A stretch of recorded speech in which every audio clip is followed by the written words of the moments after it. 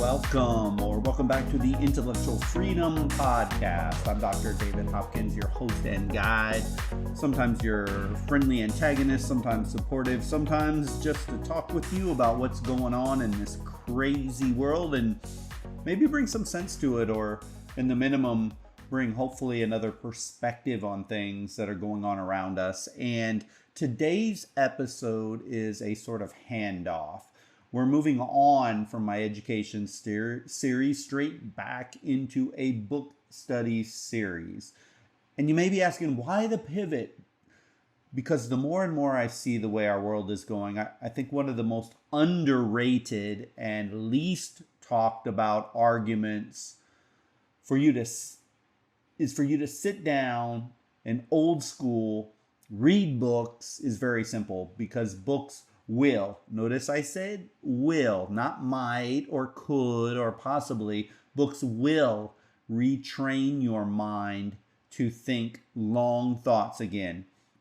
So if you want to change your life, change the length of your thoughts, not the topic, not the app, the length of your thoughts. Books will retrain your mind to think long thoughts again. Now, what do I mean by long thoughts?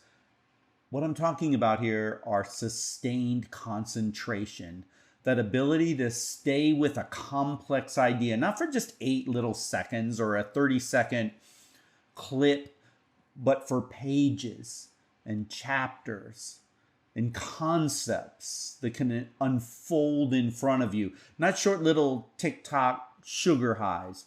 Books force you into spending time. And that's the very thing our world keeps stealing from you. And you may be thinking, how in the world can books retrain my brain? There's actually some neuroscience to back this up. When you read long-form content, especially physical books, your brain engages in what's called the default mode network, or DMN. And this is the same system that is responsible for deep reflection, introspection, empathy, and memory consolidation. Dr. Marianne Wolf, who's a cognitive neuroscientist and author of a book called Reader, Come Home, found that the modern mind, conditioned by digital media, is losing its ability to read deeply. Her studies are showing that people who read primarily on screens develop really bad skimming habits. I know I'm guilty of this. Jumping from word to word, scanning, and just simply not absorbing the content. But when you read a book, especially without distractions, your brain begins to rebuild the circuits of sustained attention. So the good news is we can actually fix this damage that social media and short form content has done to us. It's kind of like weightlifting for your prefrontal cortex. In fact, there was a 2014 study from Emory University that found that reading fiction increases connectivity in your brain, particularly in areas that are related to language and sensory motor function. Not just during reading, but for days after. In other words, books, when you read consistently, they leave a neurological trace, and you can actually rebuild some of that long-term thinking brain function. And why this matters? Because short thoughts are shallow, and they make for shallow people. And the world is drowning right now in shallow. We're being trained daily, hourly to think in fragments, notifications, headlines, tweets, hashtags, instant opinions with no foundation. We then react with strong emotion, but we don't reflect. Long thoughts are just different. They involve patience. They involve sequencing. They involve memory. And perhaps most importantly, the humility to listen longer than you talk. When you read a serious book, especially the kind we're going to tackle in this upcoming series, you're not just learning what they think, the author thinks, you're learning how you think. You're developing internal stamina, intellectual independence, discernment. Because here's the truth. If you can't hold a long thought, you're going to be held by someone else's. Books, in the end, are an antidote to this hive mind that is just everywhere today. And when I say this podcast is about intellectual freedom, I mean freedom from the mental conveyor belt. Books pull you off that belt. They make you stop, sit, think, wrestle, disagree, and ultimately grow. You simply can't find that in the world of TikTok, Instagram, Facebook Reels, and this is hurting your capacity to think and our capacity as a civilization to think deeply. In the episodes ahead, we're going to walk through text, old texts and new. But the goal in everything that I choose is to challenge, provoke, and stretch you. But it starts here with the decision to slow down, read deeply, and think long thoughts again. Because the alternative, it's mental slavery in a fast food world. So here's the challenge that I want to lay down for you and for me too. And for anybody out there who wants to grow their mind, make their mind stronger, instead of just scrolling mindlessly on stupid things into oblivion. Read with me. One book every month. That's it. I like setting challenges for myself, hard ones. And here's the proof I'm not playing. I'm coming up on a 4 month without one single drop of alcohol. That's the longest stretch I've done in decades. It's been humbling, and honestly, it's opened up mental space I forgot I had. And now, after 4 months, this is a new challenge for me, starting in November. And now I want to turn that energy towards something even more transformational, and that's intellectual growth. So, again, the plan, one book per month. You can do this. Each week I'll drop an episode unpacking just one or two key parts of the chapters that hit me, the lines that stick, the ideas that make me pause, even wince. You can compare it to what you were reading. Hopefully we reach consensus, or maybe we won't even, and you can let me know that too. And we'll break down these books, not in theory, but in real life.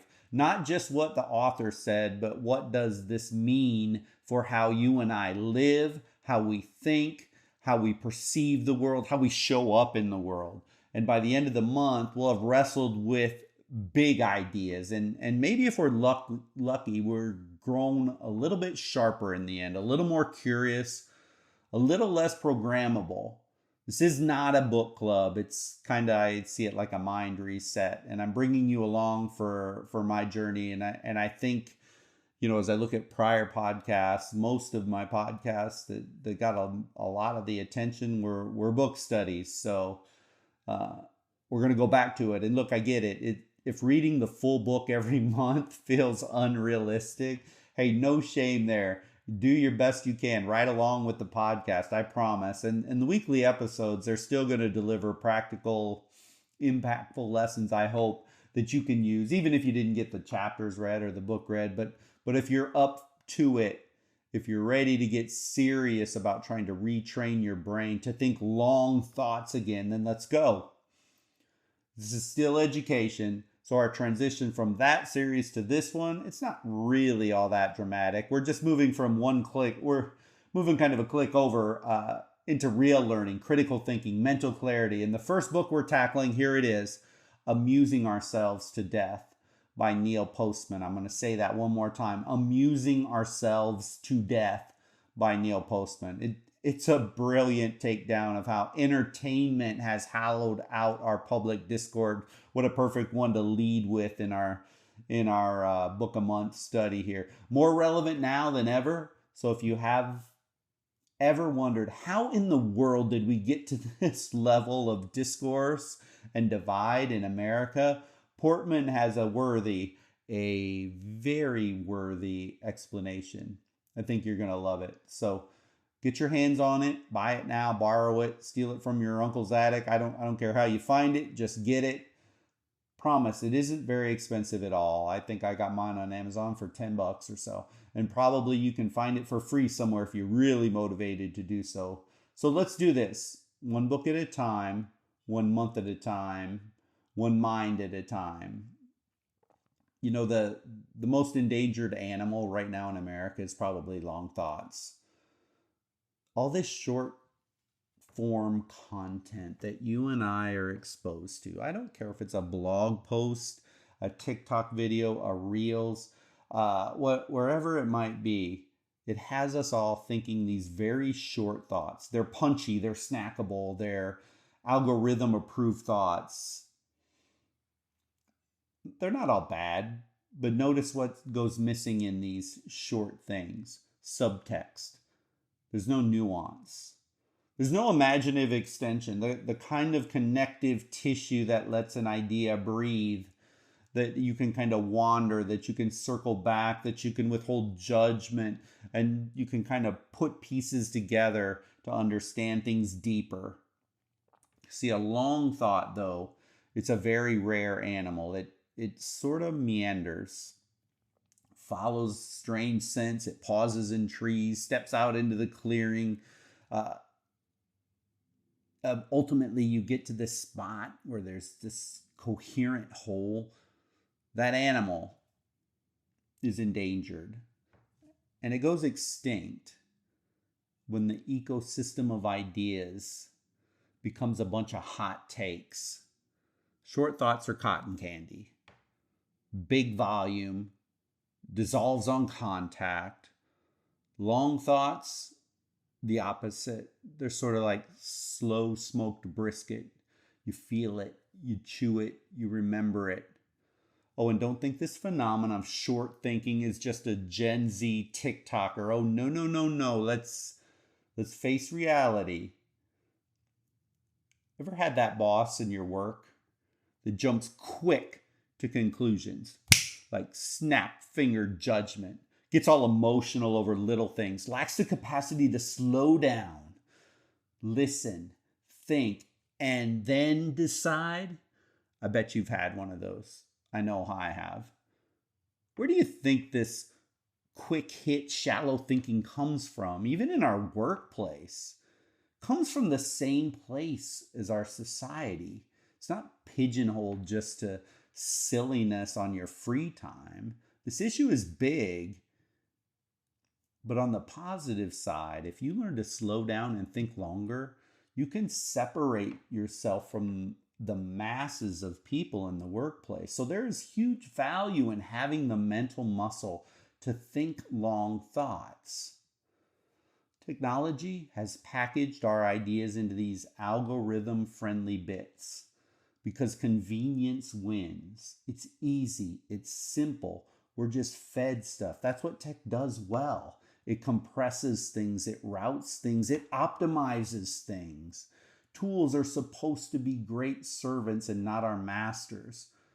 However, this has become debatable in our hyper-driven online world of endless streams of information. So here's a challenge to you.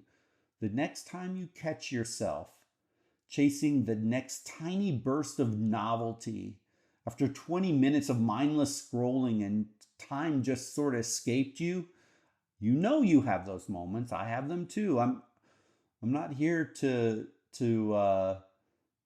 serve as some police of that thing, but let's face it, when we pixelate, we compress, we hollow out, we simplify, we empty out the spirit of things, it's not real life. Life is complicated.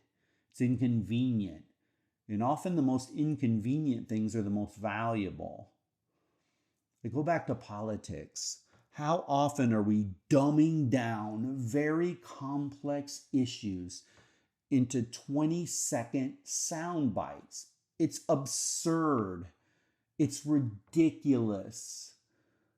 But see, our minds have been trained to live in these oversimplified worlds. And that's not life, because life isn't easy, simple, or non-complicated. And I know you might be out of practice. I know I am. This is one of the reasons I want to take this on myself. If you try to think long thoughts right now, you might suck at it. And that's good. It's good you recognize that. That's exactly how you know you're training. Your brain is overeager to tie a neat little bow on every single idea. Got it, next, and next, and next, and next. We live in a world of information ADHD, impatient, unfocused, because it has become conditioned on us by swiping. But thinking long thoughts, it's a skill like anything else. You get better by doing it more and more. And reading books are the gym for this. They demand that you lift heavier conceptual weight. They're not designed to be scrollable. They're not designed to just be consumed easily. And yeah, you're going to feel some mental soreness, and it's going to be tough. And there's going to be times where you're going to start reading and you're going to fall asleep.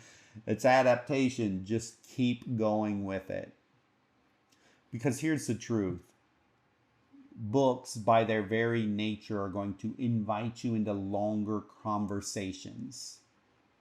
They assume that you can sit with paradox of things. They assume you can follow an argument, not just sample it. They assume you can tolerate ambiguity without sprinting to certainty or some snarky comment. They also come pre-screened by history. 1,000 new books are born every day. Most will not even survive a month. The ones that make it here in what we're going to study are here because they kept feeding minds. They didn't trend for a few minutes and disappear. They endured. And the ones we will read together have endured even if they're new, like our first one. It's a newer look book for us, which is a brilliant kickoff to our study. Books also train your imaginative muscle. When you don't agree with a writer, you don't cancel them. You don't fly off the handle like when you're scrolling through social. You can spar with them intellectually. You learn to steel man the opposite of just a straw man simple argument. You make your opponent's argument stronger and then you answer it. That's intellectual adulthood. Books force you into this realm. We give you a simple approach for this first book or any book that we're reading. And if you're already an avid reader, you might get this, but prime the read with a long question. Not what's the point? Try what problem is the author leaving to solve? What do they fear happens if we ignore them? Long question, long thought. And I highly recommend you keep a pencil and a highlighter in your hand. I've started reading this first book and I'm actually slowing down to the point that I am writing out key ideas that I will narrow them down and we will talk about in the next podcast. Pause after each chapter. Don't try to rush through it. Try and figure out, here's what the author just did. Here's what I think they'll do next. Here's what they said. Map that idea out. Don't memorize it. Talk it out with the person. Hey, one conversation on a book can bear huge fruit. If any of you have ever been involved in book studies or had an amazing literature faculty member, you know how that works. So don't use techniques. Use tools. The goal is not to go fast. The goal is to be insanely diligent. We're not taking on very many pages per week. So I intentionally so that we can slow this thing down. So quick story right now. I am in the midst of a program to read the Bible in 1 year, which means I don't read very much every day in the Bible. Not everything, takes more than 15 minutes or so. Easy, right? Plus, I've read through the Bible before, probably 3 or 4 times by now, I suppose. So I have an idea of pretty much everything I read, but often I have to wake myself up and realize that I'm not just truly reading. I'm often just scanning for confirmation. I'm going through the book justifying my preconceived notions, and often I have to catch myself not listening to the author in whatever I'm reading, and I'm coaching that algorithm in my head. Find the quote, clip the clip, move forward. So I have to intentionally stop myself, and I have to ask better questions, and I need to slow down. So even myself, who reads something every single day, I have to relearn that speed isn't an enemy necessarily, but haste is. Haste is going to shrink your thoughts until only tiny little slogans survive. And the slogans can't carry truth very far. They just sort of crumble in the weather. And even worse, when you're reading and your mind's drifting somewhere else, just stop for a few seconds, reset, and go at it again. So in our education series, we did discuss clarity, like choosing your major, the cost of college, the ROI, and the direction that you should go. It's going to maximize that college experience or other life experience if college wasn't going to be the thing. That work matters, but the why behind all of it, your philosophy of life, gets built into the library, not the registrar's office or by punching numbers into a calculator or posting a diploma on the wall. So here's my transition. We're going to go from how to navigate the system to how to cultivate a mind that can outgrow any system. And that means books, powerful ones, books that invite long thoughts and push back when you coast. This works. Most of the highly successful people in our society, whether that would be Bill Gates, Warren Buffett, Elon Musk, you hear of these CEOs that spend hours reading every single day. Do you suppose that's just a coincidence? It's not. And so what I want to do over these next few months is just tackle a sequence of works that train endurance and nuance, books that disagree with each other on purpose so that you learn to hold tension without snapping. So here's how we're going to do this series. Each month, one book, 4 episodes, 1 episode per week. The thesis, the mechanics, the opposition, the application, and the practice. Not auditing a class here, you're training your mind. And this is just an idea as I envisioned it, but I read with you from week to week and book to book. We might take unique angles. Nothing is in stone. We're just going to let this thing go where it's going to go. And, just some questions that I know I'll have, because whenever I teach a class and we read a book in college classrooms, this gets asked, can I do an audio book? I would say, yeah, maybe as a supplement, but I really want you to get the actual physical book and read it. I want this experience to be intellectual and tactile. I want you to go old school, and I want you to hold the book, and I want you to turn the pages on. I want you to write in the book. I want you to own the book. I want you to make the learning more intimate and yours. That would be my opinion, and that's what I'm doing. And, I don't think an audiobook hurts, but your brain doesn't react the same way to the verbal word as it does in the written word when you read it. And, repetition is the mother of learning, though, as they say. And sometimes, heck, if you put in an audiobook while you're commuting to work, but then at night you come home and you read, wow, you double reinforce it. So that would be my suggestion on that. What if you fall behind? You can't fall behind in this conversation. I mean, the podcast can be played anytime for free as we progress. The last thing I want you to do is feel stressed to keep up. This should be an exercise in you, building you up, not about a fixed timeline or schedule. Start and finish when you're done. You don't have to worry about on my schedule. I'm going to give you a recommended timeline that I'm going to follow week to week. And if you can do it, I think that builds mental muscle and discipline. The more you read every single week and you set yourself a goal that you're going to finish the reading for that week, I think it's very beneficial to do that, but it's not something you have to do. Do I need to agree with the author to benefit? Absolutely not. I sure hope not, at least not on everything. This is all about you reaching your own conclusions on topics that I think are profound and relevant and important to the world right now. What if I'm busy? Yeah, perfect. Perfect. We're all busy, right? Long thoughts protect your time by killing nonsense. Consider this as a time saver disguised as reading. And can we be real for just one little second? Okay, I know our days and our lives get busy, but really, how much time do you spend watching TV or playing video games or scrolling your socials in a day? Be honest now. I can almost guarantee you can find 15 to 20 minutes every single day. You just have to consciously make the effort to read.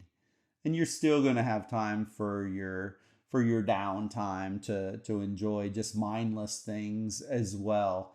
But you can find a time to do this. So I'm not asking you to read books because of some abstract concept of education. That's cute and all, but I'm asking because the habit of short form thinking is sweeping the world and it's uncontested. And let's face it, people are miserable, confused, divided, because, well, we're not thinking very soundly. No stones being cast in saying this. My own thinking is not always sound.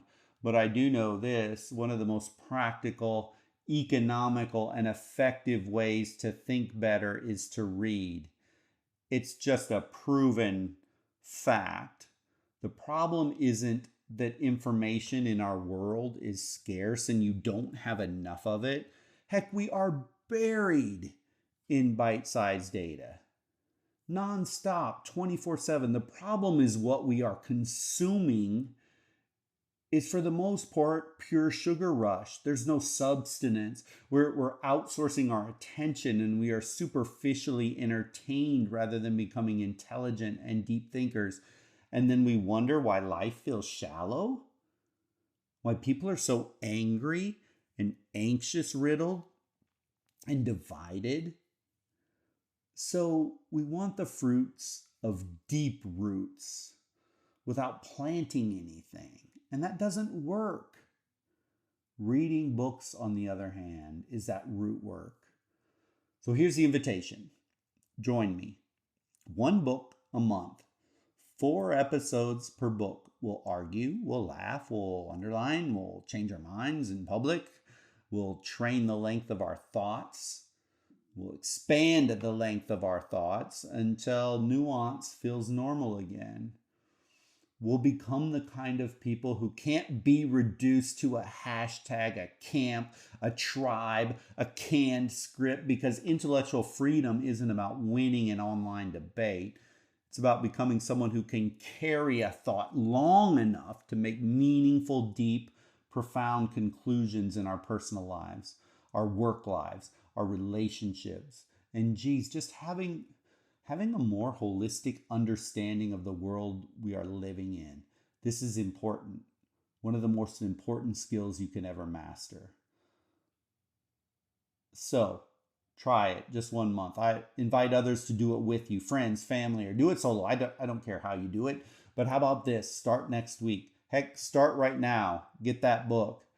If this resonates with you, subscribe, share this episode. I hope you'll take on this challenge with me. It's an important one. Next week, we open book 1. Pencil ready. Get the book. Go through the first 3 chapters if you can. Your freedom begins now. Your long thinking begins now. Thanks for listening to this episode, and let's talk next week as we start in on the book Amusing Ourselves to Death. I'm going to say that one more time. Amusing Ourselves to Death by Neil Postman. Postman. It is a New York Times bestseller, tried and true book, and it is an awesome, entertaining book to begin with. So I hope you will join me. Until the next episode, have a wonderful week.